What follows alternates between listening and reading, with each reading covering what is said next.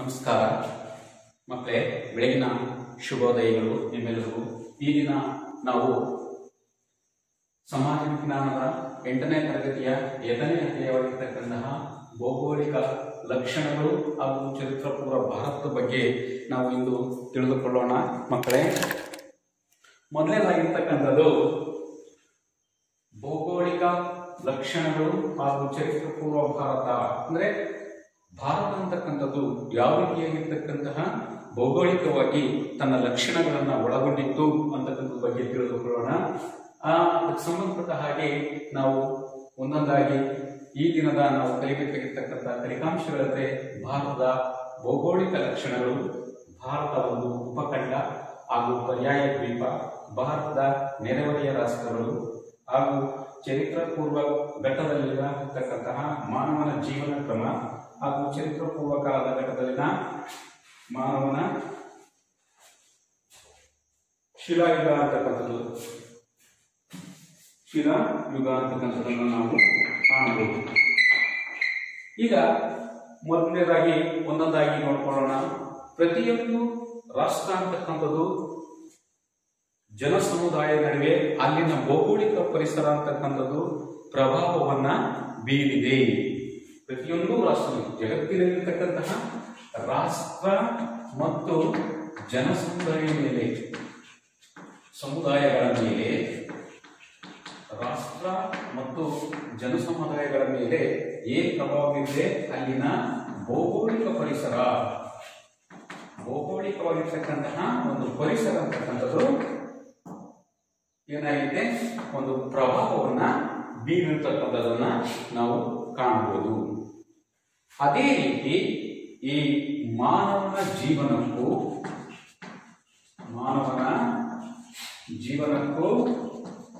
ಹಾಗೂ ಭೌಗೋಳಿಕ ಪರಿಸರಕ್ಕೂ ಒಂದು ನಿಕಟವಾಗಿರ್ತಕ್ಕಂತಹ ಒಂದು ಸಂಬಂಧ ಇರ್ತಕ್ಕಂಥದನ್ನ ನಾವು ಕಾಣಬಹುದು. ಅಂದ್ರೆ ಅರ್ಥ ಏನಂತಂದ್ರೆ, ಪ್ರತಿಯೊಂದು ಜಗತ್ತಿನಲ್ಲಿರ್ತಕ್ಕಂತಹ ಎಲ್ಲಾ ರಾಷ್ಟ್ರಗಳ ಮಾನವನ ಜೀವನ ಮತ್ತು ಮಾನವನ ಸಮುದಾಯಗಳ ಒಂದು ಭೌಗೋಳಿಕ ಅಂತಕ್ಕಂಥದ್ದು ಪರಿಸರ ಅಂತಕ್ಕಂಥದ್ದು ಪ್ರಮುಖವಾಗಿರ್ತಕ್ಕಂತಹ ಪಾತ್ರ ವಹಿಸ್ತದೆ. ಆ ಒಂದು ಮಾನವನ ಜೀವನ ಕ್ರಮ ಆಗಿರ್ಬೋದು, ಮಾನವನು ಮಾಡಿರ್ತಕ್ಕಂಥ ಸಾಧನೆ ಆಗಿರ್ಬೋದು, ಚರಿತ್ರೆಗಳನ್ನು ತಿಳಿದುಕೊಳ್ಬೇಕಂತಂದ್ರೆ ಆ ಒಂದು ಚರಿತ್ರೆಯನ್ನ ನಾವು ಬರೀಬೇಕಾದ್ರೆ ಅಲ್ಲಿನ ಭೌಗೋಳಿಕ ಪರಿಸರ ಅಂತಕ್ಕಂಥದ್ದು ಅತ್ಯಮೂಲ್ಯವಾಗಿರ್ತಕ್ಕಂಥದ್ದನ್ನ ನಾವು ಕಾಣಬಹುದು. ಅರ್ಥ ಆಯ್ತಾ ಮಕ್ಕಳ? ಏನು, ಜಗತ್ತಿನಲ್ಲಿ ಪ್ರತಿಯೊಂದು ರಾಷ್ಟ್ರ ಮತ್ತು ಜನಸಮುದಾಯಗಳ ನಡುವೆ ಏನಾಗಿರ್ತಕ್ಕಂಥದ್ದು, ಅಲ್ಲಿನ ಭೌಗೋಳಿಕ ಪರಿಸರ ಅಂತಕ್ಕಂಥದ್ದು ಪ್ರಭಾವವನ್ನ ಬೀರಿದೆ ಹಾಗೂ ಮಾನವನ ಜೀವನಕ್ಕೂ ಅಲ್ಲಿನ ಭೌಗೋಳಿಕ ಪರಿಸರಕ್ಕೂ ನಿಕಟವಾಗಿರ್ತಕ್ಕಂತಹ ಸಂಬಂಧವನ್ನ ಹೊಂದಿರತಕ್ಕಂಥದ್ದನ್ನ ನಾವು ಕಾಣಬಹುದು. ಮೂರನೇದಾಗಿರ್ತಕ್ಕಂಥದ್ದು, ಆ ಒಂದು ಭೌಗೋಳಿಕ ಪರಿಸರವನ್ನ ನಾವು ತಿಳಿಬೇಕಾದ್ರೆ ಅಥವಾ ಮಾನವನ ಚರಿತ್ರೆಯನ್ನ ಬರೀಬೇಕಾದ್ರೆ ಅಲ್ಲಿನ ಭೌಗೋಳಿಕ ಪರಿಸರ ಅಂತಕ್ಕಂಥದ್ದು ಪ್ರಮುಖವಾಗಿರ್ತಕ್ಕಂತಹ ಪಾತ್ರವನ್ನ ವಹಿಸ್ತದೆ. ಅಂದ್ರೆ ಆ ಪರಿಸರದಲ್ಲಿ ಮಾನವನ ಜೀವನ ಕ್ರಮ ಹೇಗಿತ್ತು, ಮಾನವ ಹೇಗಿದ್ದ ಅಂತಕ್ಕಂಥದ್ದನ್ನ ನಾವು ತಿಳಿಬಹುದು. ಇದೇ ರೀತಿ ಅಲ್ಲಿನ ಭೌಗೋಳಿಕ ಪರಿಸರದ ಬಗ್ಗೆ ನಾವು ಭಾರತದ ಬಗ್ಗೆ ನೋಡ್ಬೇಕಾದ್ರೆ ಪ್ರಪಂಚದ ನಕಾಶೆಯಲ್ಲಿ, ಅಂದ್ರೆ ಪ್ರಪಂಚದಲ್ಲಿ 7 ಖಂಡಗಳಿವೆ. ಆಫ್ರಿಕಾ, ಆಸ್ಟ್ರೇಲಿಯಾ, ಅಂಟಾರ್ಟಿಕಾ, ದಕ್ಷಿಣ ಅಮೆರಿಕಾ, ಉತ್ತರ ಅಮೆರಿಕಾ, ಯುರೋಪ್ ಖಂಡ ಮತ್ತು ಏಷ್ಯಾ ಖಂಡ ಅಂತಕ್ಕಂಥದ್ದು 7 ರಾಷ್ಟ್ರಗಳಲ್ಲಿ ಪ್ರಪಂಚದಲ್ಲಿ ಅತಿ ದೊಡ್ಡ ಖಂಡವಾಗಿರ್ತಕ್ಕಂಥ ಏಷ್ಯಾ ಖಂಡ ಅಂತಕ್ಕಂಥದ್ರಲ್ಲಿ ಭಾರತ ಅಂತಕ್ಕಂಥದ್ದು ಒಂದು ವಿಶಾಲವಾಗಿರ್ತಕ್ಕಂಥ ಒಂದು ಪ್ರದೇಶವನ್ನು ಹೊಂದಿರತಕ್ಕಂತಹ ಭೂಭಾಗವನ್ನೇ ನಾವೇನು ಕರಿತೀವಿ ಈ ಭಾರತ. ನೋಡ್ರಿ, ಈ ಒಂದು ಪ್ರಪಂಚದ ನಕಾಶೆಯನ್ನು ನಾವು ನೋಡಿದಾಗ ಈ 7 ಖಂಡಗಳಲ್ಲಿ ಏಷ್ಯಾ ಖಂಡದಲ್ಲಿ 8ನೇ ದೊಡ್ಡ ರಾಷ್ಟ್ರವಾಗಿ ನಾವು ಕಾಣ್ತೀವಿ. ಈ ಭಾರತ ಅಂತಕ್ಕಂಥದ್ದು ಏನಾಗಿದೆ ಅಂತಂದ್ರೆ ಒಂದು ವಿಶಾಲವಾಗಿರ್ತಕ್ಕಂತಹ ಒಂದು ಪ್ರದೇಶ. ಇದನ್ನ ನಾವು ಒಂದು ಭಾರತವನ್ನ ಉಪಖಂಡ ಎಂದು ಕರೆಯುತ್ತೇವೆ. ಯಾಕೆ ಭಾರತವನ್ನ ಉಪಖಂಡ ಅಂತ ಹೇಳ್ಬಿಟ್ಟು ಕರೀತಾರೆ ಹೇಳ್ತೀರ ಮಕ್ಕಳ? ಉಪಖಂಡ, ಭಾರತವನ್ನ ಒಂದು ಉಪಖಂಡ ಅಂತ ಹೇಳ್ತೀರಾ? ಅದೇ ಮೇಲ್ಮೈ ಲಕ್ಷಣಗಳು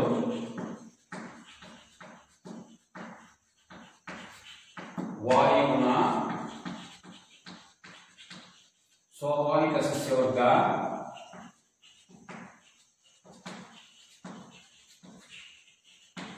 ಜನರ ವೈವಿಧ್ಯತೆ,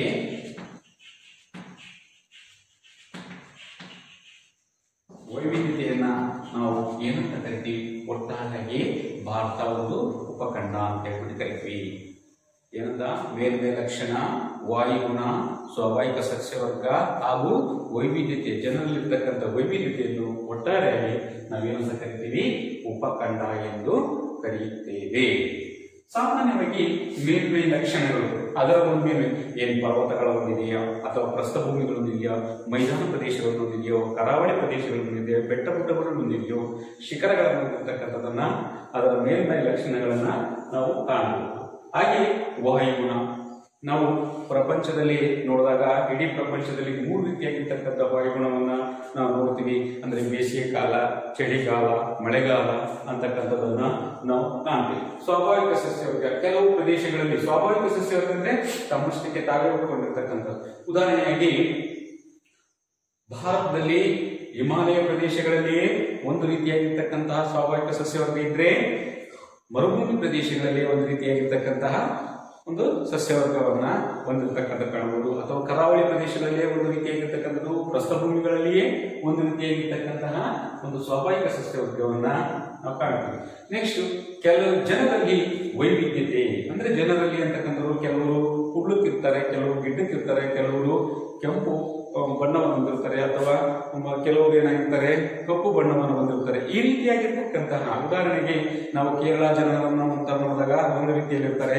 ಅದೇ ರೀತಿ ಅಂಡಮಾನ್ ನಿಕೋಬಾರ್ ಮೇಲಿರ್ತಕ್ಕಂಥವ್ರು, ರಾಜಸ್ಥಾನದಲ್ಲಿರ್ತಕ್ಕಂತಹ ಜನರನ್ನ ನಾವು ನೋಡಿದಾಗ ಜನರಲ್ಲಿ ವೈವಿಧ್ಯತೆ ಮತ್ತು ಭಾಷೆ ಆಡ್ತಕ್ಕಂಥ, ಆಮೇಲೆ ಅವರು ಮಾಡ್ತಕ್ಕಂತಹ ಒಂದು ಕಲೆ ಆಗಿರ್ಬೋದು ಅಥವಾ ಸಂಸ್ಕೃತಿ ಅಂತಕ್ಕಂಥದ್ದು, ಮಾತನಾಡುವ ಭಾಷೆ ಅಂತಕ್ಕಂಥದ್ದು ಬದಲಾವಣೆಗಳನ್ನ ಕಾಣ್ತೀವಿ. ಒಟ್ಟಾರೆಯಾಗಿ ವೈವಿಧ್ಯತೆ ಅಂದ್ರೆ ವಿವಿಧ ರೀತಿಯಾಗಿರ್ತಕ್ಕಂಥ ಭಿನ್ನ ಭಿನ್ನವಾಗಿರ್ತಕ್ಕಂಥ ಇವುಗಳನ್ನೆಲ್ಲ ನಾವು ಸೇರಿಸಿ ಭಾರತ ಅಂತಕ್ಕಂಥದ್ದು ಒಂದು ಉಪಖಂಡ ಅಂತ ಹೇಳ್ಬಿಟ್ಟು ಕರೀಬಹುದು.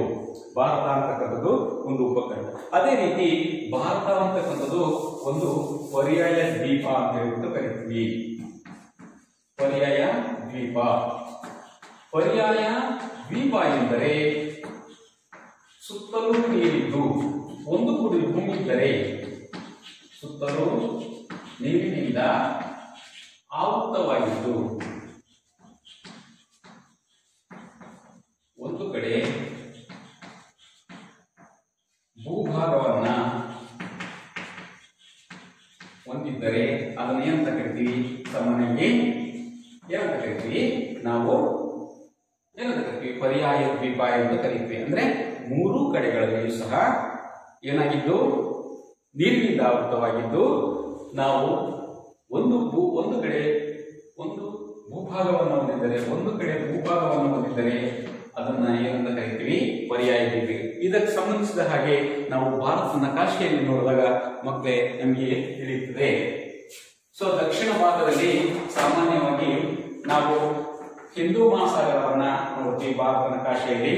ಅದೇ ರೀತಿ ಪಶ್ಚಿಮ ಭಾಗದಲ್ಲಿ ಅರಬ್ಬಿ ಸಮುದ್ರವನ್ನು ನೋಡ್ತೀವಿ, ಪೂರ್ವ ಭಾಗದಲ್ಲಿ ಬಂಗಾಳಕೊಲ್ಲಿ. ಈ 3 ರೀತಿಯಾಗಿರ್ತಕ್ಕಂತಹ 3 ಭಾಗಗಳಲ್ಲಿ ನೀರಿನಿಂದ ಆವೃತವಾಗಿದ್ದು ಒಂದು ಕಡೆ ಮಾತ್ರ ಭೂಭಾಗವನ್ನು ಒಳಗೊಂಡಿದ್ದರೆ ಅದನ್ನ ಏನಂತ ಕರಿತೀವಿ? ನಮ್ಮ ಪರ್ಯಾಯ ದ್ವೀಪ ಅಂತ ಹೇಳ್ಬಿಟ್ಟು ಕರಿತೀವಿ. ಅದೇ ರೀತಿ ಮೂರನೇದಾಗಿರ್ತಕ್ಕಂಥದ್ದು ದ್ವೀಪ ಎಂದರೆ ಏನು? ಸುತ್ತಲೂ ನೀರಿದ್ದು ಒಂದು ಕಡೆ ಭೂಭಾಗವಿದ್ದರೆ ಅದನ್ನ ಏನಂತ ಕರಿತೀವಿ? ದ್ವೀಪ ಅಂತ ಹೇಳ್ಬಿಟ್ಟು ಕರಿತೀವಿ. ಸುತ್ತಲೂ ನೀರಿನಿಂದ ಆವೃತವಾಗಿದ್ದು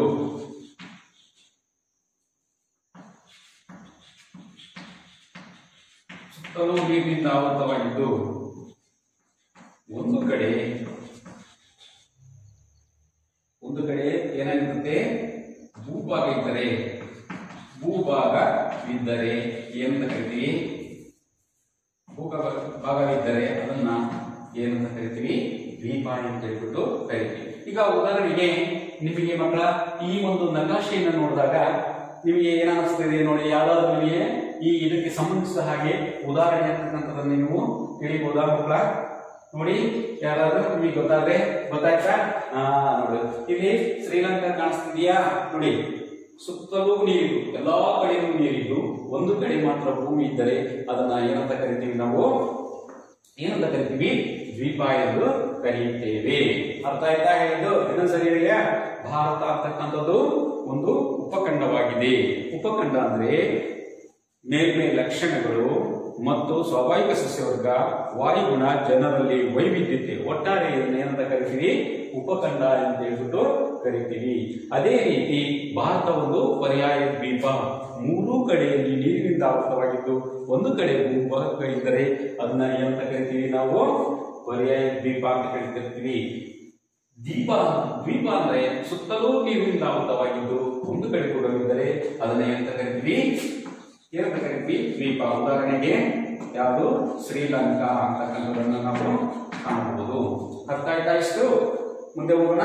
ಓಕೆ, ನೆಕ್ಸ್ಟ್ ನಾವು ನೋಡ್ತಕ್ಕಂಥದ್ದು ಭಾರತ ಒಳಗೊಂಡಿರ್ತಕ್ಕಂತಹ ಒಂದು ನೆರೆಹೊರೆಯ ರಾಷ್ಟ್ರಗಳು ಅಂತಕ್ಕಂಥದ್ದು. ಭಾರತ ತನ್ನ ಸುತ್ತಮುತ್ತಲಿರ್ತಕ್ಕಂತಹ ನೆರೆಹೊರೆಯ ರಾಷ್ಟ್ರಗಳು. ಉದಾಹರಣೆಗೆ ಸಾಮಾನ್ಯವಾಗಿ ಪಾಕಿಸ್ತಾನ, ಆಫ್ಘಾನಿಸ್ತಾನ, ಚೀನಾ, ನೇಪಾಳ, ಮಯನ್ಮಾರ್, ಭೂತಾನ್ ಅಂತಕ್ಕಂಥ ಭಾರತ ಅಂತಕ್ಕಂಥದ್ದು ತನ್ನ ಸುತ್ತಲೂ ಇರತಕ್ಕಂತಹ ನೆರೆಹೊರೆಯ ಅಕ್ಕಪಕ್ಕದಲ್ಲಿರ್ತಕ್ಕಂತಹ ನೆರೆಹೊರೆಯ ರಾಷ್ಟ್ರಗಳು ಯಾವ್ಯಾವು? ಪಾಕಿಸ್ತಾನ, ಆಫ್ಘಾನಿಸ್ತಾನ,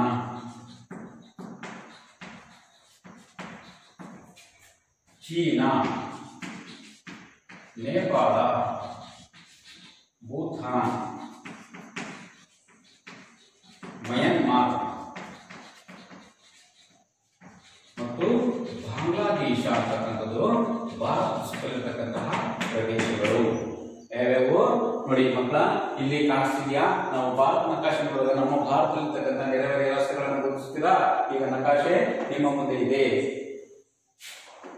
ಪಾಕಿಸ್ತಾನ, ಆಫ್ಘಾನಿಸ್ತಾನ, ಚೀನಾ, ನೇಪಾಳ, ಭೂತಾನ್, ಬಾಂಗ್ಲಾದೇಶ, ಮಯನ್ಮಾರ್ ಅಂತಕ್ಕಂತಹ ಪ್ರದೇಶಗಳು ಭಾರತದಲ್ಲಿ ಕಂಡು ಬರ್ತಕ್ಕಂತಹ, ಭಾರತದಲ್ಲಿ ತನ್ನ ಅಕ್ಕಪಕ್ಕದಲ್ಲಿರ್ತಕ್ಕಂತಹ ನೆರೆಹೊರೆಯ ರಾಷ್ಟ್ರಗಳು. ಅರ್ಥ ಆಯ್ತಾ ಮಕ್ಕಳ?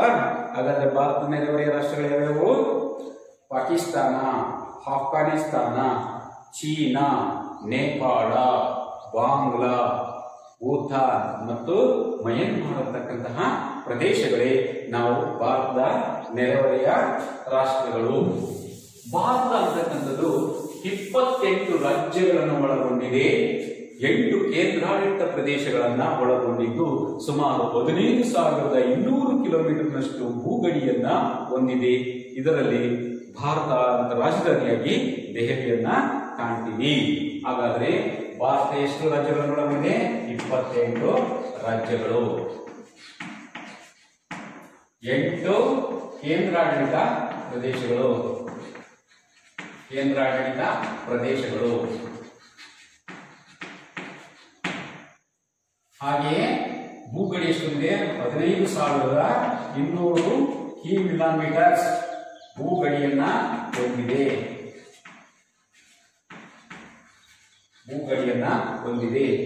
ಭಾರತ ರಾಜಧಾನಿ ದೆಹಲಿ ನಾವು ಭಾರತ ಅಂತಕ್ಕಂಥದ್ದು ನೋಡಿ. ನಾವು ಪ್ರಪಂಚದ ಭಾರತ ನಕಾಶೆಯನ್ನು ನೋಡಿದಾಗ ನಮಗೆ ಗೊತ್ತಾಗುತ್ತೆ ನೋಡಿ. ಕೆಳಗಿನ ಕೇರಳ, ತಮಿಳುನಾಡು, ಕರ್ನಾಟಕ, ಆಂಧ್ರ ಪ್ರದೇಶ, ತೆಲಂಗಾಣ, ಹೈದರಾಬಾದ್, ಮತ್ತೆ ಒರಿಸ್ಸಾ, ಛತ್ತೀಸ್ಗಢ, ಜಾರ್ಖಂಡ, ಪಶ್ಚಿಮ ಬಂಗಾಳ, ಮಧ್ಯಪ್ರದೇಶ, ಮಹಾರಾಷ್ಟ್ರ, ಗುಜರಾತ್, ರಾಜಸ್ಥಾನ, ಉತ್ತರ ಪ್ರದೇಶ, ಬಿಹಾರ, ಪಶ್ಚಿಮ ಬಂಗಾಳ, ಆಮೇಲೆ ಅರುಣಾಚಲ ಪ್ರದೇಶ, ಮಣಿಪುರ, ತ್ರಿಪುರ, ಹರಿಯಾಣ, ಪಂಜಾಬ್, ಹಿಮಾಚಲ ಪ್ರದೇಶ, ಹೀಗೆ ಭಾರತ ಅಂತಕ್ಕಂಥದ್ದು 28 ರಾಜ್ಯಗಳನ್ನ ಒಳಗೊಂಡಿರ್ತಕ್ಕಂಥದ್ದನ್ನ ನಾವು ಕಾಣಬಹುದು. ಎಷ್ಟು ರಾಜ್ಯಗಳನ್ನ ಒಳಗೊಂಡಿದೆ? 28 ರಾಜ್ಯಗಳನ್ನ ಒಳಗೊಂಡಿದೆ ಭಾರತ ಅಂತಕ್ಕಂಥದ್ದು. ಅರ್ಥ ಆಯ್ತಾ ಮಕ್ಕಳ? ಈಗ ನೋಡೋಣ.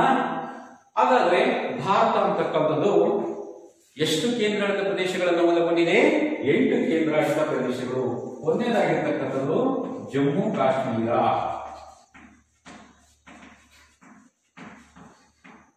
ಎರಡನೇದಾಗಿರ್ತಕ್ಕಂಥದ್ದು ದೆಹಲಿ,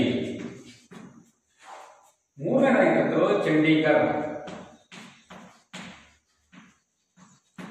ಚಂಡೀಗಢ, ನಾಲ್ಕನೇದು ಲಡಾಖ್, ಐದನೇದು ಅಂಡಮಾನ್ ನಿಕೋಬಾರ್,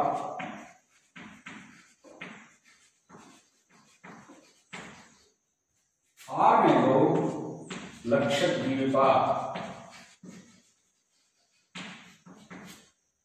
ಏಳನೇದು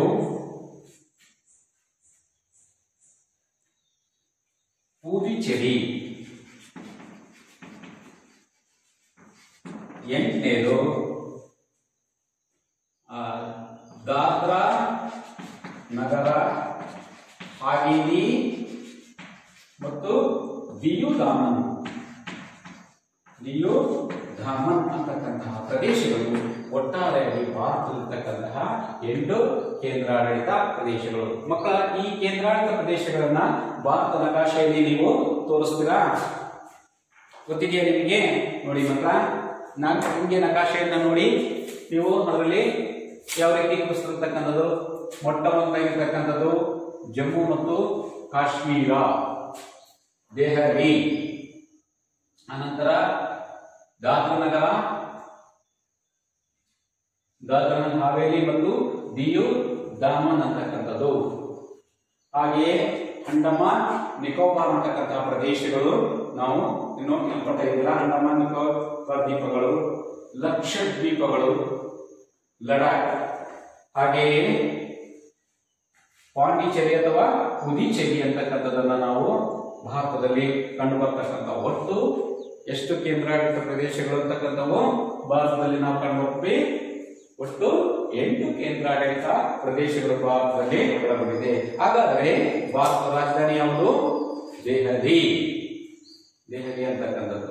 ಹಾಗಾದ್ರೆ ಭಾರತ ಹೊಂದಿರತಕ್ಕಂಥ ಒಟ್ಟು ಭೂಗಡಿ ಪ್ರದೇಶ ಎಷ್ಟಿದೆಯಪ್ಪ ಅಂತಂದ್ರೆ ನೋಡಿ, ಸಾಮಾನ್ಯವಾಗಿ ಇಲ್ಲಿಂದ ಹಿಡಿದು ಇದೆಲ್ಲ ಸೇರಿಕೊಂಡು ಹೀಗೆ ಬಾಂಗ್ಲಾದೇಶ ಬಿಟ್ಟು ಈ ರೀತಿ ಹೋಗಿರ್ತಕ್ಕಂತಹ ಪ್ರದೇಶ ಇದೆಲ್ಲವನ್ನು ನಾವು ನೋಡಿದಾಗ ಭಾರತ ಹುಟ್ಟುವರೆಗೆ ಹೊಂದಿರತಕ್ಕಂಥ ಭೂಗಡಿ ಪ್ರದೇಶ ಎಷ್ಟಪ್ಪ ಅಂದ್ರೆ 15,200 ಕಿಲೋಮೀಟರ್ನಷ್ಟು ಭೂಗಡಿಯನ್ನ ಒಳಗೊಂಡಿರ್ತಕ್ಕಂಥದ್ದನ್ನು ನಾವು ನೋಡ್ತೀವಿ.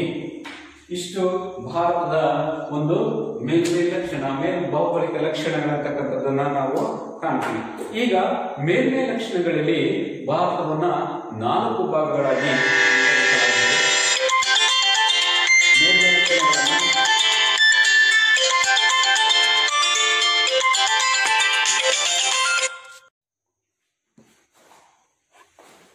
ಈಗ ಮಕ್ಕಳೇ ನಾವು ಮೇಲ್ಮೈ ಲಕ್ಷಣಗಳ ಬಗ್ಗೆ ತಿಳಿದುಕೊಳ್ಳೋಣ.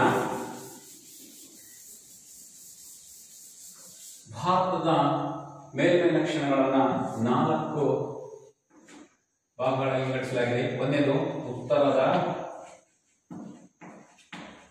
ಪರ್ವತಗಳು, ಎರಡನೇದು ಉತ್ತರದ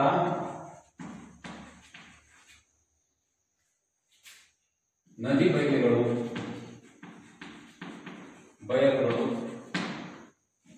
ಮೂರನೇದಾಗಿರ್ತಕ್ಕಂಥದ್ದು ಪ್ರಸ್ಥಭೂಮಿಗಳು,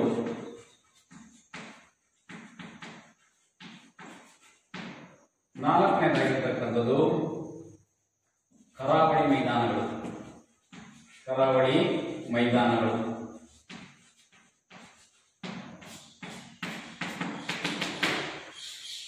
ಭಾರತ ಅಂತಕ್ಕಂಥದ್ದು 4 ರೀತಿಯಾಗಿರ್ತಕ್ಕಂತಹ ಮೇಲ್ಮೈ ಲಕ್ಷಣಗಳನ್ನ ಒಳಗೊಂಡಿದೆ. ಅದರಲ್ಲಿ ಉತ್ತರದ ಪರ್ವತಗಳು, ಉತ್ತರದ ನದಿಗಳು, ಪ್ರಸ್ಥಭೂಮಿಗಳು ಮತ್ತು ಕರಾವಳಿ ಪ್ರದೇಶಗಳು. ಮಕ್ಕಳ, ನಾವು ಈಗಿನ ಈ ಹೊಂದಿರತಕ್ಕಂತಹ ಪ್ರದೇಶಗಳಲ್ಲಿ ಮೊಟ್ಟೆ ಮೊದಲಾಗಿರ್ತಕ್ಕಂಥದ್ದು ನಾವು ಉತ್ತರದ ಪರ್ವತಗಳಂದ್ರೆ ನೋಡಿ, ಪಾಮೀರ್ ಗ್ರಂಥಿಯಿಂದ ಹಿಡಿದು ಇಲ್ಲಿವರೆಗೂ ಹರಡಿಕೊಂಡಿರ್ತಕ್ಕಂಥ ಏನು ಈಗ ಪಿಂಕ್ ಕಲರ್ ಇದೆಯಲ್ಲ, ಇದನ್ನ ಪರ್ವತಗಳು ಅಂತ ಹೇಳ್ಬಿಟ್ಟು ಕರಿತೀವಿ. ಅದರಲ್ಲಿ ಈ ಪರ್ವತಗಳಲ್ಲಿ ಅತ್ಯಂತ ಎತ್ತರವಾದ ಶಿಖರಗಳನ್ನ ಮತ್ತು ಕಣಿವೆಗಳನ್ನ ಒಳಗೊಂಡಿರ್ತಕ್ಕಂಥದ್ದನ್ನ ನಾವು ಕಾಣಬಹುದು. ಪ್ರಪಂಚದಲ್ಲಿ ಅತಿ ದೊಡ್ಡವಾಗಿರ್ತಕ್ಕಂಥ ಶಿಖರ ಮೌಂಟ್ ಎವರೆಸ್ಟ್ ಶಿಖರ ಅಂತಕ್ಕಂಥದ್ದನ್ನ ನಾವು ಇದರಲ್ಲಿ ಕಾಣತಕ್ಕಂಥದ್ದನ್ನು ನಾವು ನೋಡಬಹುದು. ಈ ಪರ್ವತಗಳಂತಕ್ಕಂಥವು ಭಾರತವನ್ನ ಭೌಗೋಳಿಕವಾಗಿ ರಕ್ಷಣೆ ಮತ್ತು ಭದ್ರತೆಯನ್ನ ಮಾಡಿರ್ತಕ್ಕಂಥದ್ದನ್ನ ನಾವು ಕಾಣಬಹುದು. ರಕ್ಷಣೆಯನ್ನ ಮತ್ತು ಏನ್ ಮಾಡಿರ್ತಕ್ಕಂಥದ್ದು ಭದ್ರತೆಯನ್ನ. ಇಲ್ಲಿ ಯಾವುದೇ ರೀತಿಯಾಗಿರ್ತಕ್ಕಂಥ ವಿದೇಶಿಯರ ಒಂದು ದಾಳಿ ಅಂತಕ್ಕಂಥದ್ದು ಈ ಪರ್ವತದ ಮೇಲೆ ಆಗುವುದಿಲ್ಲ. ಕೇವಲ ಈ ಒಂದು ಹಿಮಾಲಯ ಪರ್ವತವನ್ನ ಇಲ್ಲಿ ತೋರಿಸಿದ್ದಾರೆ ನಿಮಗೆ ಕಾಣಿಸ್ತಿದೆ. ಸೊ ಇಲ್ಲಿ ಈ ಒಂದು ಪ್ರದೇಶದಿಂದ ಯಾವುದೇ ರೀತಿಯಾಗಿರ್ತಕ್ಕಂಥ ದಾಳಿಗಳಿರ್ತಕ್ಕಂಥದ್ದು ನಮ್ಮ ಭಾರತಕ್ಕೆ ಆಗುವುದಿಲ್ಲ. ಆದರೆ ವಾಯು ಭಾಗದಿಂದ ಬೋಲಾನ್ ಮತ್ತು ಕೈಬರ್ ಕಣಿವೆಗಳ ಮೂಲಕ ಭಾರತಕ್ಕೆ ವಿದೇಶಿಯರು ದಾಳಿ ಮಾಡಬಹುದು. ಒಟ್ಟಾರೆಯಾಗಿ ಈ ಪರ್ವತಗಳಂತಕ್ಕಂಥದ್ದು ನಮಗೆ ಭಾರತಕ್ಕೆ ರಕ್ಷಣೆಯನ್ನ ನೀಡತಕ್ಕಂಥದ್ದನ್ನು ನಾವು ಕಾಣಬಹುದು. ಅದೇ ರೀತಿ ಉತ್ತರ ನದಿ ಬಯಲುಗಳು ಅಂತಂದ್ರೆ ಸಿಂಧು ಮತ್ತು ಗಂಗಾ ನದಿ ಬಯಲುಗಳು. ಸಿಂಧು ಮತ್ತು ಗಂಗಾ ಅಂತಕ್ಕಂಥದ್ದು ಇವು ಹಿಮಾಲಯ ಪರ್ವತದ ಕೈಲಾಸ ಪರ್ವತದಲ್ಲಿ, ಟಿಬೆಟ್ನ ಕೈಲಾಸ ಪರ್ವತದಲ್ಲಿ ಮತ್ತು ಗಂಗೋತ್ರಿಯಲ್ಲಿ ಹುಟ್ಟಿರ್ತಕ್ಕಂತಹ ನದಿಗಳನ್ನ ನಾವು ಕಾಣ್ತೀವಿ. ಸಿಂಧು ಮತ್ತು ಗಂಗಾ ನದಿಗಳು ಈ ಪ್ರದೇಶಗಳು ಅಂತಕ್ಕಂಥದ್ದು ಅತ್ಯುತ್ತಮವಾಗಿದ್ದು ಫಲವತ್ತಾಗಿರ್ತಕ್ಕಂತಹ ನದಿ ಬಯಲುಗಳು ಅಂತಕ್ಕಂಥವು ಬಂದಿರತಕ್ಕಂಥ ಕಾಣಬಹುದು. ಇಲ್ಲಿ ನಾವು ಪ್ರಾಚೀನ ಭಾರತದ ನಾಗರಿಕತೆಗಳಾಗಿರ್ತಕ್ಕಂತಹ ಸಿಂಧು ನಾಗರಿಕತೆ ಮತ್ತು ವೇದಗಳ ಕಾಲದ ನಾಗರಿಕತೆ ಅಂತಕ್ಕಂಥದ್ದು ನಾವು ಕಾಣಬಹುದು. ಬೆಳೆದು ಬಂದಿರತಕ್ಕಂಥ ಹೆಚ್ಚಾಗಿ ಈ ನಾಗರಿಕತೆಗಳಂತಕ್ಕಂಥವು ನದಿ ಬಯಲುಗಳಲ್ಲೇ ನೋಡಿರ್ತಕ್ಕಂಥ. ಉದಾಹರಣೆಗೆ ಮೆಸೊಪೊಟೇಮಿಯಾದಲ್ಲಿ ನಾಗರಿಕತೆ ಆಗಿರ್ಬೋದು, ಈಜಿಪ್ಟ್ ನಾಗರಿಕತೆ ಆಗಿರ್ಬೋದು. ಈಜಿಪ್ಟ್ ಅಂತಕ್ಕಂಥದ್ದು ನೈಲ್ ನದಿಯ ವರಪ್ರಸಾದ ಅಂತ ಹೇಳ್ತೀವಲ್ಲ, ಅದೇ ರೀತಿ ಈ ಒಂದು ನಾಗರಿಕತೆ ಬೆಳೆದಿರ್ತಕ್ಕಂಥದ್ದು ಸಿಂಧು ಮತ್ತು ಗಂಗಾ ನದಿ ಬಯಲುಗಳಲ್ಲಿ ಸಿಂಧು ನಾಗರಿಕತೆ ಅಥವಾ ಹರಪ್ಪ ನಾಗರಿಕತೆ ಅಂತಕ್ಕಂಥದ್ದು ವೇದಗಳ ಕಾಲದ ನಾಗರಿಕತೆ ಅಂತಕ್ಕಂಥ ಬೆಳೆದು ಬಂದಿರತಕ್ಕಂಥದ್ದನ್ನು ನಾವು ಕಾಣಬಹುದು. ಈ ವೇದಗಳ ಕಾಲದ ಈ ಒಂದು ನದಿ ಬಯಲುಗಳಲ್ಲಿ ಹಲವಾರು ಮನೆತನಗಳಂತಕ್ಕಂಥವು ಈ ಪರ್ವತದ ಪ್ರದೇಶಗಳಲ್ಲಿ ಆಳ್ವಿಕೆ ಮಾಡಲಿಕ್ಕೆ ಪ್ರಾರಂಭಿಸಿ ಕೊನೆಗೆ ಬಳುಕುವುದವರೇ ಈ ಒಂದು ಭಾಗದಲ್ಲಿ ಈ ಪ್ರದೇಶದಲ್ಲಿ ಯಾವ ನಿಯಂತ್ರಣವನ್ನು ಹೊಂದಿದೋ ಆ ರಾಜಮನೆತನಗಳೇ ಇಲ್ಲಿ ಆಳ್ವಿಕೆಯನ್ನು ಮಾಡಿರ್ತಕ್ಕಂಥದ್ದು. ಅಂದ್ರೆ ಈ ಪರ್ವತ ಪ್ರದೇಶಗಳಲ್ಲಿ ಹೆಚ್ಚು ಯಾರು ನಿಯಂತ್ರಣ ಹೊಂದಿದ್ರು ಆ ಪ್ರದೇಶಗಳನ್ನು ಮಾತ್ರ ಆಳ್ವಿಕೆಯನ್ನು ಮಾಡಿರ್ತಕ್ಕಂಥದ್ದನ್ನು ನಾವು ಕಾಣಬಹುದು. ನೆಕ್ಸ್ಟ್ ಉತ್ತರದ ನದಿ ಬಯಲುಗಳಲ್ಲಿ ನಾವು ನೋಡಿದಾಗ ಈ ಸಾಮಾನ್ಯವಾಗಿ ಇಲ್ಲಿ ನಕಾಶೆಯಲ್ಲಿ ಕಾಣಿಸ್ತಿದೆಯಲ್ಲ ಗಂಗಾ ಯಮುನಾ ಅಂತಕ್ಕಂಥದ್ದು ಗಂಗಾ ನದಿ ಗಂಗೋತ್ರಿಯಲ್ಲಿ, ಅದೇ ರೀತಿ ಸಿಂಧು ನದಿ ಟಿಬೆಟ್ ನಲ್ಲಿ ನಿಲ್ಲಿಸ್ಬಿಟ್ಟು ಪಾಕಿಸ್ತಾನಕ್ಕೆ ಹೋಗಿ ಸಟ್ಲೇಜ್ ನದಿ ಅಂತಕ್ಕಂಥ ಉಪನದಿ ಅಂತಕ್ಕಂಥ ಸೇರ್ಕೊಂಡು ನೋಡಿ ಈ ರೀತಿ ಹುಟ್ಟೇವು ಸಿಂಧು ನದಿ ಈ ರೀತಿ ಬಂದು ಕೊನೆಗೆ ಹೋಗಿ ಅರಬ್ಬಿ ಸಮುದ್ರವನ್ನು ಸೇರ್ಕೊಂಡಿರ್ತಕ್ಕಂಥದ್ದನ್ನು ನಾವು ಕಾಣಬಹುದು ಭಾರತದ ಒಂದು ನಕಾಶೆಯಲ್ಲಿ. ಅದೇ ರೀತಿ ಈ ಒಂದು ನದಿ ಬಯಲುಗಳನ್ನ ನಾವು ನೋಡಿದಾಗ ಪ್ರಸ್ಥಭೂಮಿ ಅಂತಕ್ಕಂಥದ್ದು ನಾವು ಪ್ರಸ್ಥಭೂಮಿ ಅಂತ ಹೇಳ್ಬೇಕಾದ್ರೆ ಮೊದಲಿಗೆ ಭಾರತವ ಅಂತಕ್ಕಂಥದ್ದು ನರ್ಮದಾ ನದಿ ಅಂತಕ್ಕಂಥದ್ದು ಎರಡು ಭಾಗಗಳಾಗಿ ವಿಂಗಡಣೆ ಆಗಿರ್ತಕ್ಕಂಥದ್ದನ್ನ ನಾವು ನೋಡಬಹುದು. ಭಾರತವನ್ನ ಎರಡು ಭಾಗಗಳಾಗಿ ವಿಂಗಡಣೆ ಮಾಡಿರ್ತಕ್ಕಂಥದ್ದನ್ನ ನಾವು ನೋಡಬಹುದು. ಸಾಮಾನ್ಯವಾಗಿ ಈ ಒಂದು ನರ್ಮದಾ ನದಿ ಅಂತಕ್ಕಂಥದ್ದು ಭಾರತವನ್ನ ಎರಡು ಭಾಗಗಳಿದೆ. ಇದು ಉತ್ತರ ಭಾರತ, ಇದು ದಕ್ಷಿಣ ಭಾರತ ಅಂತಕ್ಕಂಥದ್ದು. ಸಾಮಾನ್ಯವಾಗಿ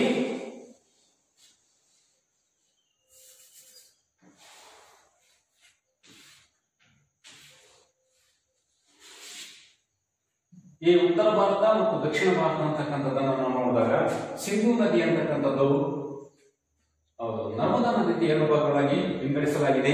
ಈ ನರ್ಮದಾ ನದಿಯ ಒಂದು ದಕ್ಷಿಣ ಭಾಗಕ್ಕೆ ನಾವು ಸಾಮಾನ್ಯವಾಗಿ ಏನಂತ ಕರಿತೀವಿ, ದಖನ್ ಪ್ರಸ್ಥಭೂಮಿ.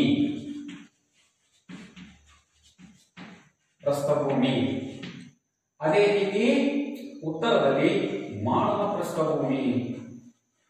ಪ್ರಸ್ಥಭೂಮಿಗಳನ್ನ ನಾವು ಕಾಣ್ತೀವಿ.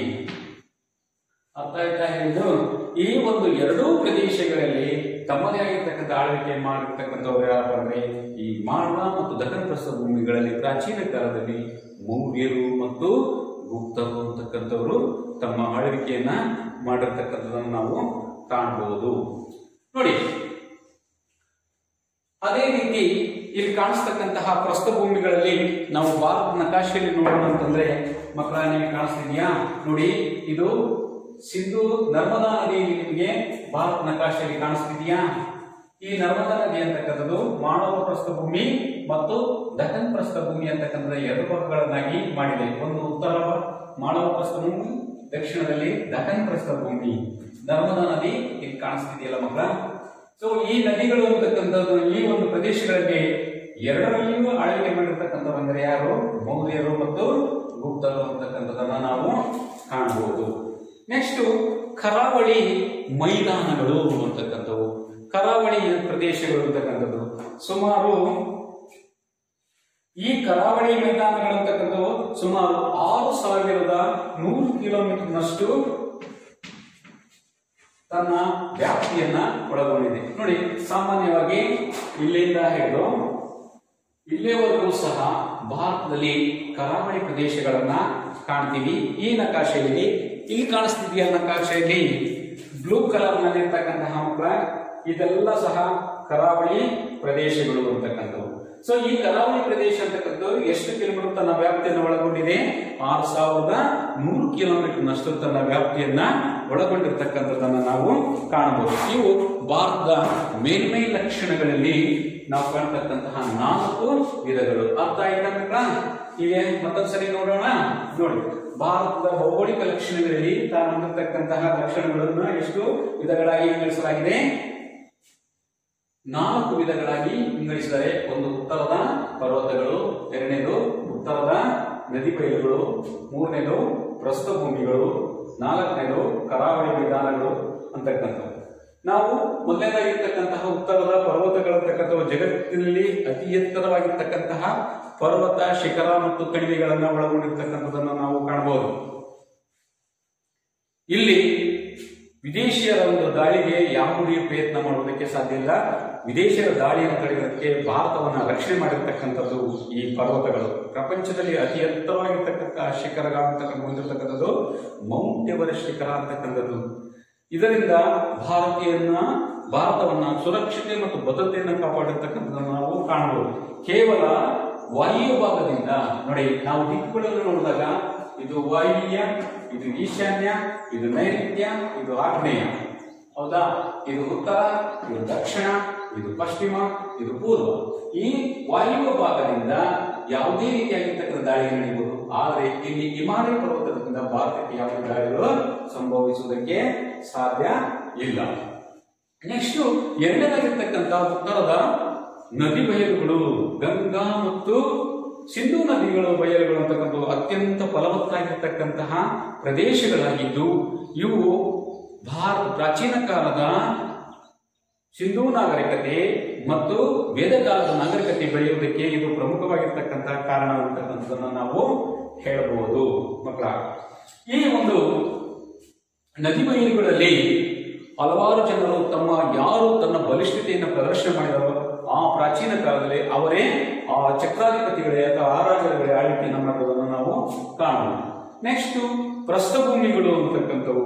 ಪ್ರಸ್ಥಭೂಮಿ ಅಂತ ಭಾರತದಲ್ಲಿ ನಾವು ನರ್ಮದಾ ನದಿ ಅಂತಕ್ಕಂಥದ್ದು 2 ಭಾಗಗಳನ್ನಾಗಿ ಮಾಡಿದೆ. ಒಂದು ಉತ್ತರ ಭಾರತದಲ್ಲಿ ಮಾಳವ ಪ್ರಸ್ಥಭೂಮಿ, ದಕ್ಷಿಣ ಭಾರತದಲ್ಲಿ ದಖನ್ ಪ್ರಸ್ಥಭೂಮಿ ಅಂತಕ್ಕಂಥದನ್ನ ಕಾಣಬಹುದು. ಉತ್ತರದಲ್ಲಿ ಅತಿ ಎತ್ತರವಾಗಿರ್ತಕ್ಕಂತಹ ಪ್ರಸ್ಥಭೂಮಿಯಾಗಿರ್ತಕ್ಕಂಥದ್ದು ಮಾಳವ ಪ್ರಸ್ಥಭೂಮಿಯಾಗಿರ್ತಕ್ಕಂಥದನ್ನ ನಾವು ಕಾಣಬಹುದು.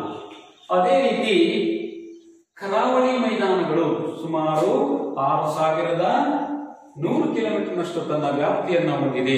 ನೋಡಿ, ಇಲ್ಲಿಂದ ಕಂಡು ಬರ್ತಕ್ಕಂಥದ್ದು ಗುಜರಾತ್ನ ಬಾರ್ಡರ್ನಿರುವುದು ಪಶ್ಚಿಮ ಬಂಗಾಳದ ಕೊನೆಯವರೆಗೂ ಅಥವಾ ತ್ರಿಪುರದವರೆಗೂ ಕಂಡು ಬರ್ತಕ್ಕಂತಹ ಕರಾವಳಿ ಮೈದಾನ ಅಂತ ಹೇಳ್ಬಿಟ್ಟು ಕರೀತೀವಿ. ಈ ಕರಾವಳಿಯ ಮೈದಾನವನ್ನ ಪಶ್ಚಿಮದಲ್ಲಿ ಏನಂತ ಕರೀತಾರೆ ಗೊತ್ತಿದೆಯಾ ಮಗ? ಪಶ್ಚಿಮದಲ್ಲಿ ಇದನ್ನ ಕೊಂಕಣ ತೀರ ಅಂತ ಹೇಳ್ಬಿಟ್ಟು ಕರೆದ್ರೆ, ಪೂರ್ವದಲ್ಲಿ ಕೋರಮಂಡಲ ತೀರ ಅಂತ ಹೇಳ್ಬಿಟ್ಟು ಕರೀತಾರೆ. ಪೂರ್ವದಲ್ಲಿ ಕೋರಮಂಡಲ ತೀರ ಅಂತ ಹೇಳ್ಬಿಟ್ಟು ಕರೀತಾರೆ. ಪಶ್ಚಿಮದಲ್ಲಿ ಇದನ್ನ ಕೊಂಕಣ ತೀರ ಅಥವಾ ಮಲಬಾರ್ ತೀರ ಅಂತಕ್ಕಂಥ ಮತ್ತೊಂದು ಹೆಸರು ಇದೆ, ಮಲಬಾರ್ ತೀರ.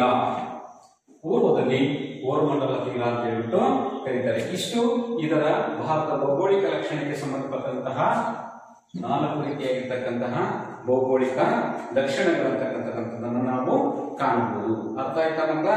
ಈಗ ನೋಡಿ, ಮುಂದೆ ನಾವು ಏನನ್ನ ಕಲಿಬೇಕಂತಕ್ಕಂಥದ್ದು ನೋಡಿದಾಗ ನಮ್ಮ ಫಲಿತಾಂಶಗಳಲ್ಲಿ ಒಂದಾಗಿರ್ತಕ್ಕಂತಹ ಚರಿತ್ರ ಪೂರ್ವ ಕಾಲ ಅಥವಾ ಪ್ರಾಗಿತಿಹಾಸ ಕಾಲ ಅಂದ್ರೆ ಏನು ಅಂತಕ್ಕಂಥದ್ದನ್ನ ನಾವು ನೋಡೋಣ. ಪ್ರಾಗೈತಿಹಾಸ ಕಾಲ ಅಥವಾ ಚರಿತ್ರ ಪೂರ್ವ ಕಾಲ, ಚರಿತ್ರೆ ಪೂರ್ವ ಕಾಲ ಹಂಗಂದ್ರೆ ಏನ್ ಮಕ್ಕಳ ಅಂತಂದ್ರೆ, ಮಾನವನು ಲೇಖನ ಕಲೆಯನ್ನು ಕಂಡುಹಿಡಿಯುವುದಕ್ಕೆ ತಕ್ಕಂತಹ ಮೊದಲಿದ್ದಂತಹ ಕಾಲವನ್ನು, ಮಾನವನು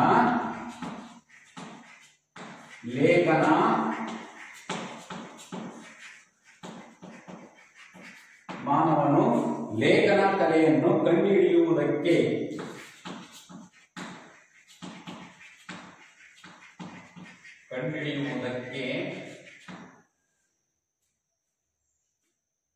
ಮೊದಲಿನ ಕಾಲವನ್ನ ಅಂದ್ರೆ ಲೇಖನ ಕಲೆಯೇ ಇರಲಿಲ್ಲ, ಅಥವಾ ಬರಹ ಅಂತಕ್ಕಂಥದ್ದು ಭಾಷೆ ಆಗಿರ್ಬೋದು, ಲೇಖನ ಆಗಿರ್ಬೋದು, ಅಥವಾ ಬರವಣಿಗೆ ಇಲ್ಲದೆ ಇರತಕ್ಕಂಥ ಕಾಲವನ್ನು ಏನಂತ ಕರಿತೀವಿ? ಪ್ರಾಗೈತಿಹಾಸ ಕಾಲ ಅಥವಾ ಚರಿತ್ರ ಪೂರ್ವ ಕಾಲ.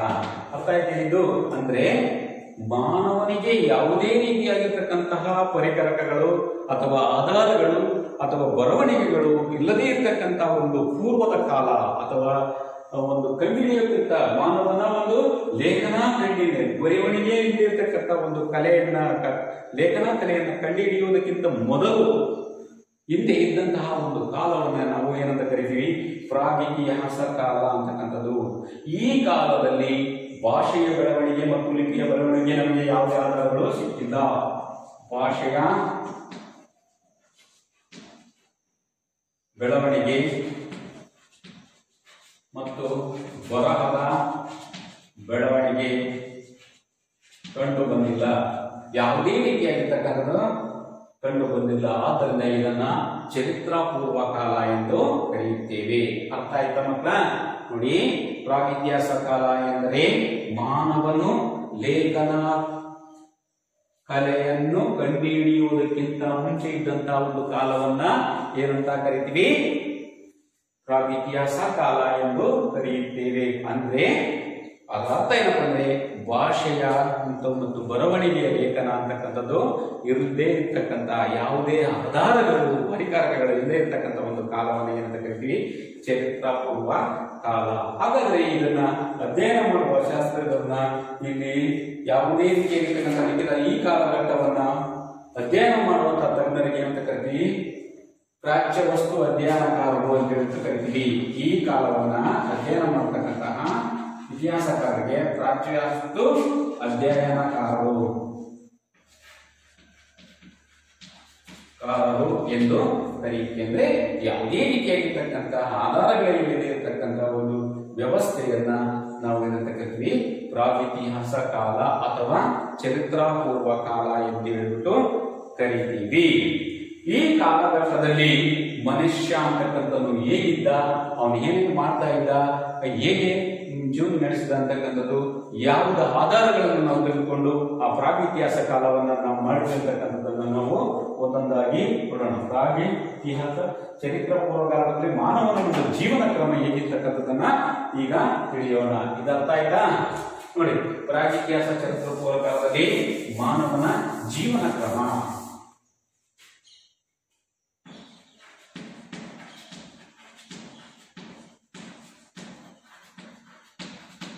ಮಾನವನ ಜೀವನ ಕ್ರಮ. ಈಗ ಈ ಒಂದು ಸಂದರ್ಭದಲ್ಲಿ ಯಾವುದೇ ಲೇಖನಗಳು, ಬರಹಗಳು, ಆಧಾರಗಳು ಮತ್ತು ಪರಿಕರಗಳು ನಮಗೆ ದೊರೆತೇ ಇಲ್ಲದ ಕಾರಣದಿಂದ ಹಾಗಾದ್ರೆ ಮಾನವ ಏನ್ ಮಾಡ್ತಾ ಇದ್ದ? ಮಾನವನು ಅಲೆಮಾರಿಯಾಗಿದ್ದ. ಅಲೆಮಾರಿ ಹಾಗೂ ಅವನು ಬೇಟೆಯಾಡ್ತಿದ್ದ. ಎದಕ್ಕೆ ಬೇಟೆಯಾಡ್ತಿದ್ದ? ಆಹಾರ ಸಂಗ್ರಹಣೆ ಮಾಡುವುದಕ್ಕಾಗಿ. ಆಹಾರ ಸಂಗ್ರಹಣೆ ಮಾಡುವುದಕ್ಕಾಗಿ ಪ್ರಾಣಿಗಳನ್ನ ಏನ್ ಮಾಡ್ತಾ ಇದ್ದ? ಈತ ಬೇಟೆ ಆಡುತ್ತಿದ್ದ. ಅರ್ಥ ಆಯ್ತಾ ಹೇಳಿದ ಮಕ್ಕಳ? ಅರ್ಥ ಆಯ್ತಾ? ಅಂದ್ರೆ ಅರ್ಥ ಏನಪ್ಪ ಅಂತಂದ್ರೆ ಮಾನವನ ಒಂದು ಪ್ರಾಗಿತಿಹಾಸ ಕಾಲದಲ್ಲಿ ಮನುಷ್ಯರಿಗೆ ಮಾನವನ ಬಗ್ಗೆ ಯಾವುದೇ ರೀತಿಯಾಗಿರ್ತಕ್ಕಂತಹ ಆಧಾರಗಳು ಸಿಗದೇ ಇರೋದ್ರಿಂದ ಮಾನವನ ಜೀವನ ಕ್ರಮ ಹೇಗಿತ್ತಂದ್ರೆ ಅವನು ಅಲೆಮಾರಿ ಆಗ್ತಿದ್ದ. ತನ್ನ ಆಹಾರ ಸಂಗ್ರಹಣೆಗಾಗಿ ತನ್ನ ಹೊಟ್ಟೆಯನ್ನು ಒರೆಸಿಕೊಳ್ಳುವುದಕ್ಕಾಗಿ ಏನ್ ಮಾಡ್ತಾ ಇದ್ದ? ಬೇಟೆಯನ್ನ ಆಡ್ತಾ ಇದ್ದ. ಆಹಾರ ಸಂಗ್ರಹಕ್ಕೆ ಅಲೆಮಾರಿಯಾಗಿ ಒಂದು ಕಡೆಯಿಂದ ಮತ್ತೊಂದು ಸ್ಥಳಕ್ಕೆ ಒಂದೇ ಸ್ಥಳದಲ್ಲಿ ನಿಲ್ಲದೆ ಅಲೆಮಾರಿಯಾಗಿ ಆಹಾರವನ್ನು ಸಂಗ್ರಹಣೆ ಮಾಡುವುದಕ್ಕೆ ಬೇಟೆಯನ್ನ ಆಡ್ತಾ ಇದ್ದ. ಹಾಗಾದ್ರೆ ನಮಗೆ ಈ ಕಾಲದಲ್ಲಿ ಪ್ರಾಚ್ಯ ಅಧ್ಯಯನಕಾರರಿಗೆ, ಯಾರು ಈ ಪ್ರಾಗತ್ಯಾಸ ಕಾಲದ ಬಗ್ಗೆ ಅಧ್ಯಯನ ಮಾಡುವವರಿಗೆ ಪ್ರಾಚ್ಯ ಅಧ್ಯಯನಕಾರರು ಅಂತ ಹೇಳಿ ಕರೀತೀವ. ಇವರಿಗೆ ಸಿಕ್ಕಿರ್ತಕ್ಕಂತಹ ಅವರು ಒಂದು ಬಳಸುತ್ತಿರ್ತಕ್ಕಂಥ ವಸ್ತುಗಳು, ಅವರು ಬೇಟೆಯಾಡಲು ಬಳಸುತ್ತಿರ್ತಕ್ಕಂಥ ವಸ್ತುಗಳು ಯಾವುವು ಅಂದ್ರೆ ಶಿಲೆ, ಕಟ್ಟಿಗೆ ಮತ್ತು ಎಲುಬುಗಳು. ಯಾವ ಪದಾರ್ಥಗಳು? ಶಿಲೆ, ಕಟ್ಟಿಗೆ ಮತ್ತು ಎಲುಬುಗಳು. ಎದಕ್ಕಾಗಿ ಉಪಯೋಗಿಸ್ತಿದ್ದ ಇದನ್ನ? ಅವನು ಬೇಟೆಯಾಡುವುದಕ್ಕಾಗಿ ಈ ಪದಾರ್ಥಗಳನ್ನ, ಈ ವಸ್ತುಗಳನ್ನ ಬಳಸ್ತಾ ಇದ್ದ. ಯಾವ್ಯಾವನ್ನ? ಶಿಲೆ ಅಂದ್ರೆ ಕಲ್ಲುಗಳಲ್ಲಿರ್ತಕ್ಕಂತಹ ಶಿಲೆಗಳನ್ನ, ಕಟ್ಟಿಗೆಗಳನ್ನ ಮತ್ತು ಎಲುಬುಗಳನ್ನ ಏನ್ ಮಾಡ್ತಾ ಇದ್ದ? ಈತ ಬಳಸ್ತಾ ಇದ್ದ. ಅರ್ಥ ಆಯ್ತಾ ಹೇಳಿದ್ದು? ಸೊ ಈ ರೀತಿಯಾಗಿರ್ತಕ್ಕಂತಹ ಇವುಗಳಲ್ಲಿ ಈ ಒಂದು ಆಧಾರಗಳೇ ಏನೇನೋ ಕಟ್ಟಿಗೆಗಳನ್ನ, ಶಿಲೆಗಳನ್ನ, ಎಲುಬುಗಳನ್ನ ಬಳಸಿರ್ತಕ್ಕಂಥವ್ರೆ ಇವತ್ತು ಇತಿಹಾಸಕಾರರಿಗೆ ಸಿಕ್ಕಿರ್ತಕ್ಕಂತಹ ಪ್ರಮುಖವಾಗಿರ್ತಕ್ಕಂತಹ ಪರಿಕರಗಳ ಆಗಿದ್ದು. ಹಾಗಾದ್ರೆ ಪ್ರಾಣಿಗಳ ಮಾಂಸ ಹಾಗೂ ಮೂಳೆ ಕತ್ತರಿಸಲು ಏನನ್ನ ಬಳಸ್ತಾ ಇದ್ರು? ಪ್ರಾಣಿಗಳ ಮಾಂಸ ಹಾಗೂ ಮೂಳೆ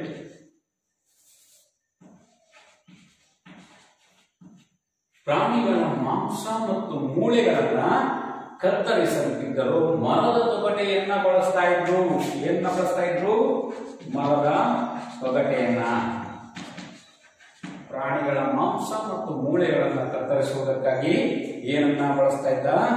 ಅವರಿಗೆ ಮರದ ತೊಗಟೆಗಳನ್ನ. ಮತ್ತು ಪ್ರಾಣಿಗಳ ಚರ್ಮ ಸುಲಿಯಲು ಒಂದನೇದಾಗಿರ್ತಕ್ಕಂಥದ್ದು. ಎರಡನೇದು ಪ್ರಾಣಿಗಳ ಚರ್ಮ ಸುಲಿಯಲು.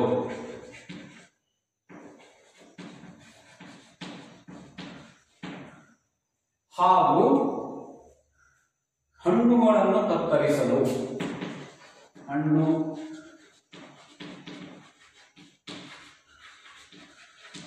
ಪ್ರಾಣಿಗಳ ಚರ್ಮ ಸುಲಿಯಲು, ಹಣ್ಣುಗಳನ್ನ ಕತ್ತರಿಸಲು ಮತ್ತು ಬೇರುಗಳನ್ನು ಕತ್ತರಿಸಲು, ಗೆಡ್ಡೆಗೆಣಸುಗಳನ್ನ ಕತ್ತರಿಸಲು ಈ ಶಿಲಾಪರಕಗಳನ್ನ ಬಳಸ್ತಾ ಇದ್ದ.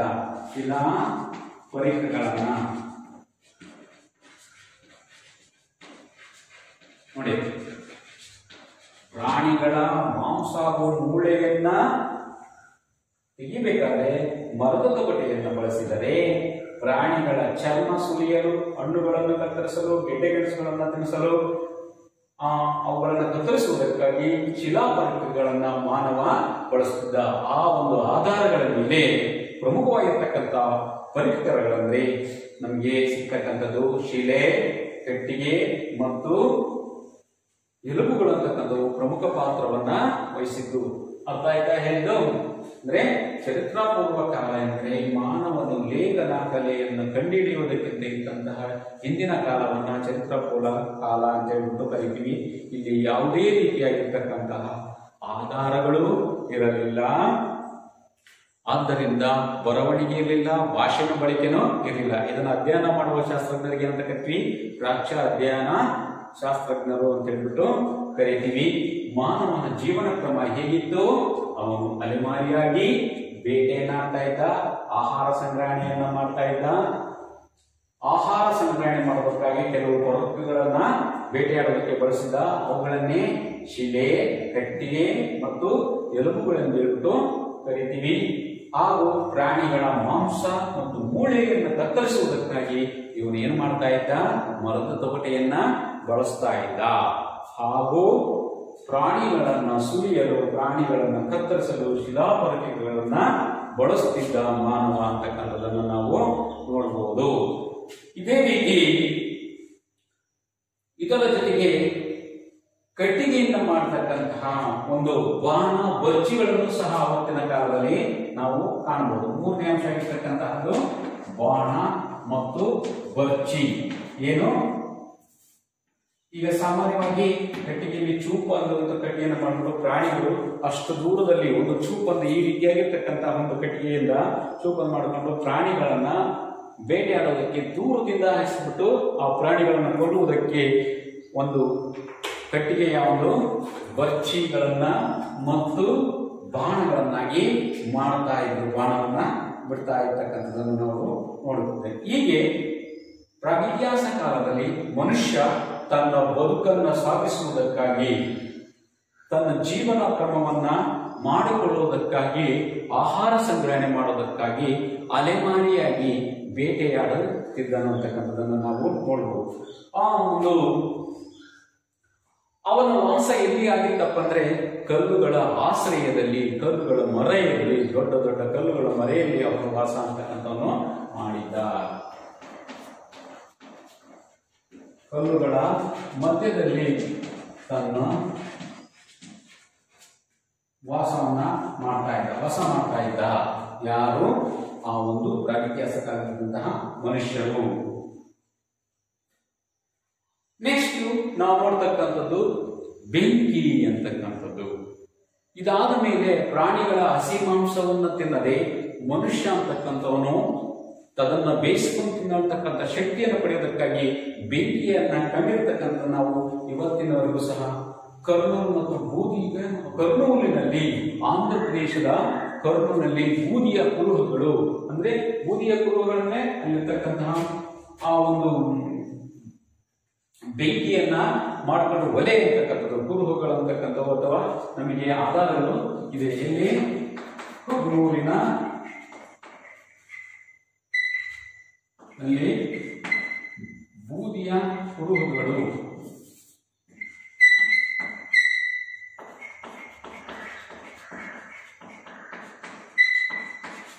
ಬೂದಿಯ ಕುರುಹುಗಳು ಅಂತಕ್ಕಂಥವು ನಮಗೆ ಸಿಕ್ಕಿರುವುದನ್ನು ನಾವು ಕಾಣಬಹುದು.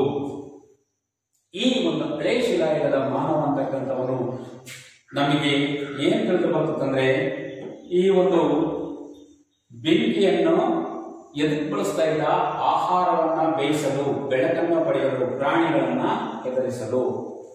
ಬೆಂಕಿಯನ್ನು ಯಾಕೆ ಬಳಸ್ತಾ ಇದ್ದಪ್ಪ ಅಂದ್ರೆ ಆಹಾರವನ್ನ, ತಾನು ಬೇಟೆಯಾಡಿರ್ತಕ್ಕಂಥ ವಸ್ತುಗಳನ್ನ ಬೇಯಿಸಿಕೊಳ್ಳುವುದಕ್ಕಾಗಿ, ಅಥವಾ ಬೆಳಕನ್ನ ಪಡೆಯಲು, ಅಥವಾ ಪ್ರಾಣಿಗಳನ್ನ ಹೆದರಿಸುವುದಕ್ಕಾಗಿ ಅವನೇನ್ ಮಾಡ್ತಾ ಇದ್ದ?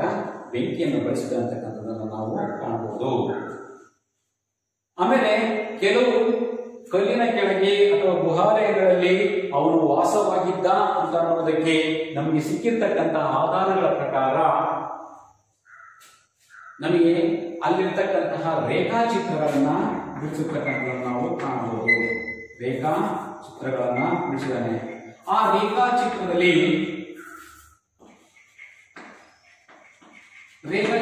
ಬಿಡಿಸಿರ್ತಕ್ಕಂಥದ್ದು ಅವನು ಬೇಟೆಯಾಡಿರ್ತಕ್ಕಂಥ ಆ ಒಂದು ಪ್ರಾಣಿಗಳ ಬಗ್ಗೆ ಬರತಕ್ಕಂಥದ್ದು, ಅಥವಾ ಅವನು ಬಳಸಿರ್ತಕ್ಕಂತಹ ಕಲ್ಲು, ಕಟ್ಟಿಗೆ, ಎಲುಬುಗಳನ್ನ ಮತ್ತು ಬಾಣ, ಬರ್ಚಿ ಈ ಒಂದು ವಸ್ತುಗಳನ್ನು ಇವುಗಳನ್ನ ತನ್ನ ಗೋಡೆ ಕಲ್ಲುಗಳ ಮೇಲೆ ರೇಖಾಚಿತ್ರಗಳನ್ನು ಬಿಡಿಸಿರುವಂತಕ್ಕಂಥದ್ದನ್ನು ನಾವು ಕಾಣಬಹುದು. ಹೀಗೆ ಮತ್ತೆ ಕಾಡು ಮೃಗಗಳನ್ನ ಬೇಟೆಯಾಡಿರ್ತಕ್ಕಂಥ ಸುಂದರವಾಗಿರ್ತಕ್ಕಂಥ ಚಿತ್ರಗಳನ್ನು ಬಿಡಿಸಿರ್ತಕ್ಕಂಥದ್ದನ್ನು ನಾವು ಕಾಣಬಹುದು. ಹೀಗೆ ಪ್ರಾಗಿತ್ಯಾಸಕ ಚರಿತ್ರೆ ಕಾಲದಲ್ಲಿ ಮಾನವನು ಅಂತಕ್ಕಂಥವನು ಜೀವನ ಕ್ರಮ ಅಂತಕ್ಕಂಥದ್ದು ಈ ರೀತಿಯಾಗಿರ್ತಕ್ಕಂಥದ್ದನ್ನು ನಾವು ನೋಡಬಹುದು. ಮಕ್ಕಳ, ಸೊ ಇದುವರೆಗೆ ನಾವು ಪ್ರಾಗಿತ್ಯಾಸ ಕಾಲ ಅದರಲ್ಲಿ ಜೀವನ ಕ್ರಮದಲ್ಲಿ ಮಾನವನು ಅಲೆಮಾರಿಯಲ್ಲಿ ಬೇಟೆಯಾಡ್ತಾ ಇದ್ದ. ಆಹಾರ ಸಂಗ್ರಹಣೆಗಾಗಿ, ಆ ಒಂದು ಬೇಟೆಯಾಡುವುದಕ್ಕಾಗಿ ಶಿಲೆ, ಕಟ್ಟಿಗೆ ಮತ್ತು ಎಲುಬುಗಳನ್ನ ಬಳಸ್ತಾ ಇದ್ದ. ಪ್ರಾಣಿಗಳ ಮಾಂಸ ಹಾಗೂ ಮೂಳೆಯನ್ನು ಸಹ ಬಳಸ್ತಾ ಇದ್ದ. ಹಾಗೂ ಪ್ರಾಣಿಗಳ ಮಾಂಸ ಹಾಗೂ ಮೂಳೆಯನ್ನು ತರಿಸುವುದಕ್ಕಾಗಿ ಮರದ ತೊಗಟೆಯನ್ನು ಬಳಸ್ತಾ ಇದ್ದ. ಪ್ರಾಣಿಗಳ ಚರ್ಮ ಸುಲಿಯಲು, ಹಣ್ಣು ಕತ್ತರಿಸಲು ಶಿಲಾಪ್ರತಿಮೆಗಳನ್ನ ಬಳಸ್ತಾ ಇದ್ದ. ಅದೇ ರೀತಿ ಬಾಣ ಅಂತಕ್ಕಂಥವನು ಬಾಣ ಮತ್ತು ಬರ್ಚಿ ಅಂತಕ್ಕಂಥ ಆಯುಧಗಳನ್ನು ಬಳಸಿ ಪ್ರಾಣಿಗಳನ್ನ ಬೇಟೆಯಾಡ್ತಾ ಇದ್ದ. ನೆಕ್ಸ್ಟ್ ಇವನು ಕಲ್ಲುಗಳ ಮಧ್ಯದಲ್ಲಿ ವಾಸವಾಗಿದ್ದ. ಹಾಗೆ ಕರ್ನೂಲ್ನಲ್ಲಿ ಇವನು ಬೆಂಕಿಯ ಬಗ್ಗೆ ತಿಳಿಯಬೇಕಾದ್ರೆ ಬೂದಿಯ ಹಬ್ಬಗಳು ಅಂತ ಗೊತ್ತಿವೆ. ಆ ಒಂದು ಬೆಂಕಿಯ ಹಬ್ಬವನ್ನು ಎದಕ್ಕೆ ಬಳಸಿದ? ಬೆಳಕನ್ನ ಪಡೆಯುವುದಕ್ಕೆ ಅಥವಾ ಆಹಾರವನ್ನು ಬೇಯಿಸಿಕೊಳ್ಳುವುದಕ್ಕೆ ಅಥವಾ ಪ್ರಾಣಿಗಳನ್ನ ಎದುರಿಸುವುದಕ್ಕಾಗಿ ಇವನು ಬೆಂಕಿಯನ್ನು ಬಳಸ್ತಿದ್ದ. ಅದಕ್ಕೆ ಸಂಬಂಧಿಸಿದಂತೆ ಆಂಧ್ರ ಪ್ರದೇಶದ ಕರ್ನೂಲ್ನಲ್ಲಿ ಒಂದು ಗುಹೆಗಳಲ್ಲಿ ನಮಗೆ ಬೆಂಕಿಯ ಕುರುಹುಗಳು ಆಧಾರಗಳು ಅಂತ ತೋರಿಸುತ್ತಿದೆ. ಹಾಗೆ ಕೆಲವು ಇವನು ವಾಸವಾಗಿರ್ತಕ್ಕಂತಹ ಕಲ್ಲಿನ ಕೆಳಗಿರ್ತಕ್ಕಂತಹ ಗುಹೆಗಳಲ್ಲಿ ರೇಖಾಚಿತ್ರಗಳನ್ನ ನಾವು ನೋಡಬಹುದು. ಅದರಲ್ಲಿ ತಾನು ಬಳಸಿರ್ತಕ್ಕಂತಹ ಪರಿಕರಗಳ ಬಗ್ಗೆ ಹಾಗೂ ಪ್ರಾಣಿಗಳನ್ನ ಬೇಟೆಯಾಡಿದ ಬಗ್ಗೆ ಸುಂದರವಾದ ಚಿತ್ರಗಳನ್ನ ಬಿಡಿಸಿರ್ತಕ್ಕಂಥದನ್ನು ನಾವು ಕಾಣಬಹುದು. ಇಷ್ಟು ಈ ದಿನದ ಒಂದು. ನೆಕ್ಸ್ಟ್ ನಾಳೆ ನಾವು ಚರಿತ್ರ ಪೂರ್ವ ಕಾಲಘಟ್ಟದ ಶಿಲಾಯುಗಗಳ ಬಗ್ಗೆ ತಿಳಿದುಕೊಳ್ಳೋಣ. ನೆಕ್ಸ್ಟ್ ಮಕ್ಕಳ ಇದುವರೆಗೂ ಆಗಿರ್ತಕ್ಕಂತಹ ಪಾಠಗಳ ಈ ಪಾಠದಲ್ಲಿ ಬಂದಿರತಕ್ಕಂತಹ ವಿಷಯಗಳನ್ನ ನಿಮಗೆ ಗೃಹಪಾಠವನ್ನ ನೀಡಲಾಗ್ತಾ ಇದೆ. ಮಕ್ಕಳ ಕೇಳಿರಿ. ಮೊದಲನೇದಾಗಿರ್ತಕ್ಕಂಥದ್ದು ಮೊದಲನೇ ಪ್ರಶ್ನೆ, ಭಾರತ ಒಂದು ಉಪಖಂಡ. ತಿಳಿಸಿ, ಭಾರತ ಒಂದು ಉಪಖಂಡ ಅಂತ ಕರೀತಾರೆ ಯಾಕೆ? ನೆಕ್ಸ್ಟ್, ಪರ್ಯಾಯ ಪ್ರಸ್ಥಭೂಮಿ ಎಂದರೆ ಏನು? ಭಾರತದ ನೆರೆಹೊರೆಯ ರಾಷ್ಟ್ರಗಳನ್ನ ಹೆಸರಿಸಿ ಹಾಗೂ ಭಾರತದ ಕೇಂದ್ರಾಡಳಿತ ಪ್ರದೇಶಗಳನ್ನ ಹೆಸರಿಸಿ ಹಾಗೂ ಭಾರತದ ಭೌಗೋಳಿಕ ಲಕ್ಷಣಗಳಾಗಿರ್ತಕ್ಕಂತಹ ಉತ್ತರ ಹಿಮಾಲಯ ಪರ್ವತ, ಉತ್ತರದ ನದಿ ಬಯಲುಗಳು, ಪ್ರಸ್ಥಭೂಮಿಗಳು ಮತ್ತು ಕರಾವಳಿ ಮೈದಾನಗಳ ಬಗ್ಗೆ ಸಂಕ್ಷಿಪ್ತವಾಗಿ ಟಿಪ್ಪಣಿಯನ್ನ ಬರೆಯಿರಿ ಅಥವಾ ನಿಮ್ಮ ಶಿಕ್ಷಕರೊಂದಿಗೆ ಚರ್ಚಿಸಿ.